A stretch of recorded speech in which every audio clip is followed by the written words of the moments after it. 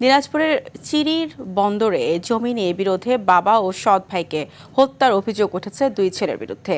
সকালে উপজেলার চম্পাতলী মণ্ডলপাড়া গ্রামে এই ঘটনা ঘটে। এদিকে নারায়ণগঞ্জের সিদ্ধিরগঞ্জে লেকের পানিতে ডুবে দুই কিশোরের মৃত্যু হয়েছে। এছাড়াও কুমিল্লার তিতাসে আব্দুল লতিফ নামে এক হত্যা মামলার আসামিকে কুপিয়ে হত্যা করেছে দুর্বৃত্তরা। প্রতিনিধিদের তথ্যচিত্রে জানাচ্ছেন সুলাইমান কবির। দিনাজপুরের চিরিরবন্দর উপজেলার মণ্ডলপাড়া গ্রামের শহীদুল ইসলামের জমি নিয়ে দীর্ঘদিন ধরে বিরোধ চলছিল দুই স্ত্রীর ছেলেদের মধ্যে। সবাইকে সমানভাবে জমি বন্টন করে দিলেও ভুট্টার ভাগ নিয়ে অসন্তোষ ছিল ছোট স্ত্রীর ছেলে সাকিব ও সাদিকুলের।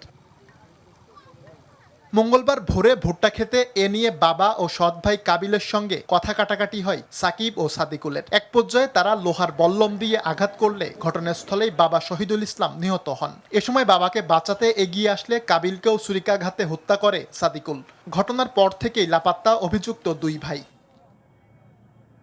নারায়ণগঞ্জের সিদ্ধিরগঞ্জে ফুটবল খেলা শেষে গোছলে নেমে ডিএনডি লেকের পানিতে ডুবে মনিরুল ও শুভ নামে দুই কিশোরের মৃত্যু হয়েছে। তারা দুজনে গোলনাইল বাগপাড়া আলিম মাদ্রাসার সপ্তম শ্রেণীর শিক্ষার্থী।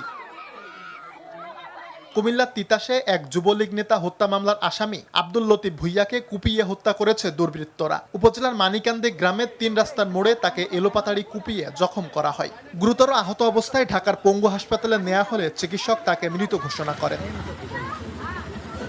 গাজীপুরের গাছাই শুভ নামে এক অটোরিকশা চালককে গলা কেটে হত্যা করেছে দুর্বৃত্তরা। সোমবার দিনগত রাতে মহানগরীর উজারপাড়া মোহরের বাড়ি এলাকায় এ ঘটনা ঘটে। যশোরের শঙ্করপুরে বিয়ের মাত্র ১ মাসের মাথায় ফাতেমা নামে এক নববধূর ঝুলন্ত মরদেহ উদ্ধার করেছে পুলিশ।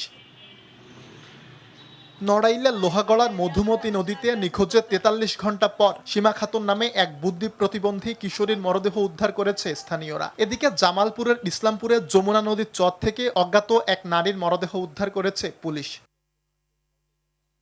কুমিল্লা নগরীর বিষ্ণুপুর এলাকায় মাদক ব্যবসা ও সেবনের প্রতিবাদ করায় আজহারুল ইসলাম নামে ভূমি অফিসের সহায়ককে কুপিয়েছে দুর্বৃত্তরা।